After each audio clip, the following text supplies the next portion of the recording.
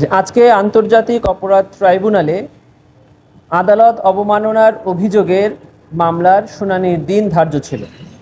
এই মামলায় ইতিপূর্বে আন্তর্জাতিক অপরাধ ট্রাইব্যুনাল থেকে সিনিয়র অ্যাডভোকেট AY মশিউজ্জামান সাহেবকে মামলায় সহায়তা করার জন্য অ্যামিকাস কিউরি হিসেবে নিয়োগ দেওয়া হয়েছেন।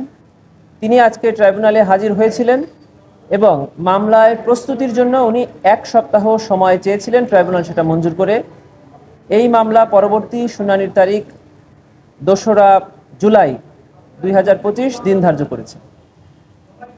আন্তর্জাতিক অপরাধ ট্রাইব্যুনাল এই মামলায় আসামি শেখ হাসিনা এবং বুলবুল সাহেবের পক্ষে জনাব আমিনুল গনি টিটু সাহেবকে স্টেট ডিফেন্স হিসাবে এঙ্গেজ করেছিলেন। তিনিও আজকে ট্রাইব্যুনালে উপস্থিত ছিলেন। তবে তিনি আজকে ট্রাইব্যুনালে উপস্থিত হয়ে ট্রাইব্যুনালের প্রতি কৃতজ্ঞতা পোষণ করেছেন ওনাকে স্টেট ডিফেন্স হিসাবে এঙ্গেজ করে সম্মান দেখানোর জন্য। কিন্তু ওনার ব্যাপারে একটা ইস্যু জানতে পেরে উনি ট্রাইব্যুনালের কাছে এই মামলায় থেকে নিজেকে প্রত্যাহারের আবেদন করেছেন।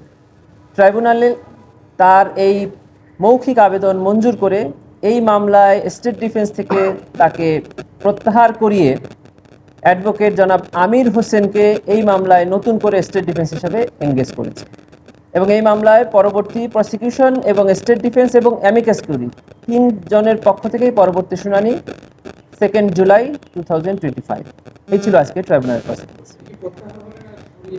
না, প্রত্যাহার উনি মৌখিকভাবে ট্রাইব্যুনালের কাছে প্রত্যাহারের আবেদন করেছিলেন, ট্রাইব্যুনাল ওনাকে প্রত্যাহার করেছে।